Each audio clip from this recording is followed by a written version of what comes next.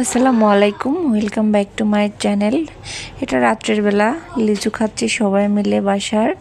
এখানে অনেক লিচু আছে, 100-র একটু উপরেই হবে।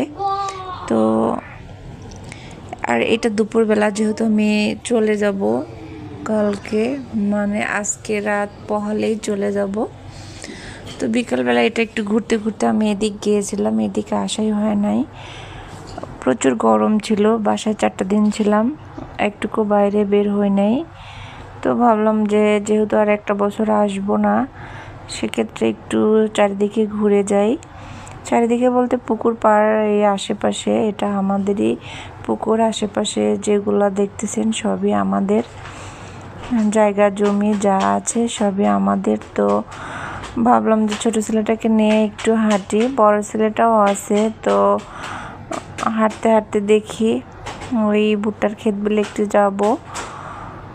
অনেক দিন আসলে ভুট্টা ওইভাবে যে গাছ দেখা বা ভুট্টা দেখা এভাবে দেখি নাই। তো ভাবলাম যে যেহেতু এখনও আছে তো একটু যাই। আর ধান তো কাটা হয়ে গিয়েছে সবারই। তো এখানে তো শুধু মাঠ পড়ে আছে, ধান কেটে সবাই নিয়ে গিয়েছে। আমাদেরই এগুলা, এই জায়গাগুলো আমাদেরই, ধান আমাদেরই কাটা হয়ে গিয়েছে। আর চলন বিলের মাঝখানে যাদের ধানের জমি আছে, ওরা তো এবার কিছুই ধান তুলতে পারে নাই, সব নষ্ট হয়ে গিয়েছে পানিতে। আল্লাহর রহমতে আমাদের এদিকে উঁচা জন্যে সব চাষিরাই ধান কেটে ঘরে উঠাইছে।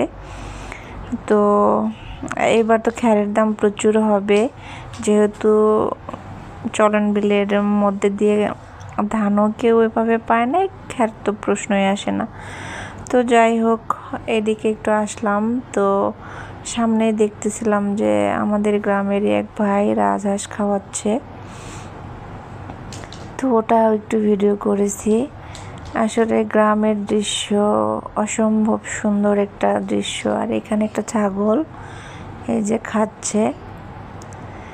আর গ্রামে থাকতে ভালো লাগে, খেতেও ভালো লাগে। আসলে গ্রাম তো গ্রামের সৌন্দর্য একটা অন্যরকম, আর শহরের সৌন্দর্য অন্যরকম।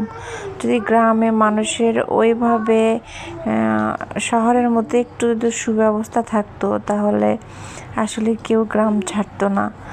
বিশেষ করে আমাদের গ্রামে যেমন স্কুল, মাদ্রাসা, মসজিদ সব আছে, বাট কলেজ নেই। কলেজে যেতে গেলে একটু দূরে যেতে হয়। তো ভালো কলেজ বা ভার্সিটিতে সবাই চায় বাচ্চা কাচ্চাকে পড়াইতে। চাকরি ক্ষেত্রেও অনেকেই বাইরে যায়, তো কিছু করার থাকে না। আসলে এক একজন এক এক রকম লাইফ নিয়ে বিজি। তো ঢাকা চলে এসেছি, এসে দেখি বাসার অবস্থা খুবই খারাপ, নোংরা হয়ে আছে। যেহেতু আজকে 13-14 দিন যাবৎ বাসায় ছিলাম না, প্রত্যেকটি ফার্নিচারে মনে হয় কি ফাঙ্গাসের মতো কি যেন পড়েছে। আর তেলাপোকার কথা তো ছেড়েই দিলাম, এত তেলাপোকা বাসায় যেটা বলার বাহিরে। কেন, কোথায় থেকে কিভাবে আসে আমি জানি না। তো আর এই চকলেটগুলো আমার দুলাভাই দিয়েছিল, আমার কাজিনের হাজব্যান্ড। উনি যখনই আসে বিদেশ থেকে, তখনই আমার 2টা বাচ্চার জন্য কিছু না কিছু নিয়ে আসে। বিশেষ করে চকলেটটাই বেশি, আর বাচ্চারা চকলেট খেতে পছন্দ করে সবাই জানে। তো সেই হিসাবে দুলাভাই দেখা যায় প্রতিবারই আসার সময় চকলেট আনবেই। তো আমি এটা যাওয়ার সময় রেখে গিয়েছিলাম, মনে ছিল না। যদি বাসায় নিয়ে যেতাম হয়তো বা সবাইকে একটু দিতে পারতাম, কিন্তু আমি নিয়ে যেতে পারি নাই। তো এসে দেখি ওর ভিতরে পিঁপড়া উঠেছে। তো আমি একটু বাহিরে নামিয়ে সবগুলো ঝাড়া দিয়ে নিচ্ছি, নিয়ে যেখানে রেখেছিলাম ওখানে আর রাখবো না, অন্য কোথাও রাখবো। তবে ব্যাগের ভিতরে লবঙ্গ বা একটু হলুদের গুঁড়া ছিটিয়ে দিব, যেন আর না ওঠে। তো আমার ভিডিও ভালো লাগলে লাইক, কমেন্ট, সাবস্ক্রাইব করবেন, পাশে থাকা বেল আইকনে ক্লিক করবেন, তাহলে আমি ভিডিও ছাড়ার সাথে সাথে নোটিফিকেশন যাবে। আর যদি ভালো না লাগে তো স্কিপ করবেন। বাজে মন্তব্য কেউ না করি, কেউ হিংসা না করি, বিদ্বেষ না করি, সবাই সবার মতো কাজ করে এগিয়ে যান। আমি আসলে সবসময় বলি আমি ছোটোখাটো ভিডিও দেই আমার শখের বশে, এখান থেকে আমার কোনো ইনকামও আসে না, কিছুই আসে না, বাট আমি দেই আমার ভালো লাগা থেকে। আমি ছোটোখাটো সবসময় কিন্তু ছোটোখাটো ভিডিওই দেই। ব্যস্ততার মাঝেও মনে হয় যে একটু ভিডিও অন করি, এই শখ থেকেই আসলে এত দূর আমার। তো সবাই আমাকে অনেক ভালোবাসা দিয়েছেন, আমার ছোট চ্যানেলটা আস্তে আস্তে বড় হচ্ছে, আশা করি আরও বড় হবে।